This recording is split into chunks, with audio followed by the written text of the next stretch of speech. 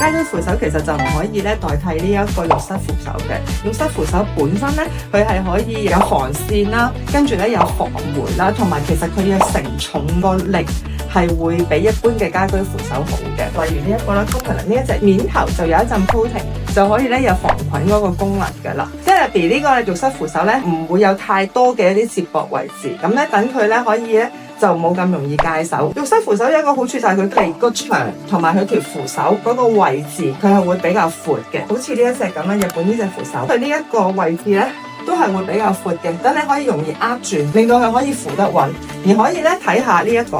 係有啲波浪紋嘅設計嘅，咁等你握住嘅時候就冇咁容易跣手啦。當佢如果佢真係會跣親嘅時候，佢會係壓住，就可以咧我嚟支撐到你個人。所以瓷磚上面係需要好穩固嘅，而一般市面上嘅吸盤嘅扶手咧，就係因為佢就咁吸住嘅啫，所以你要經常性成日檢查佢究竟嗰個吸力夠唔夠，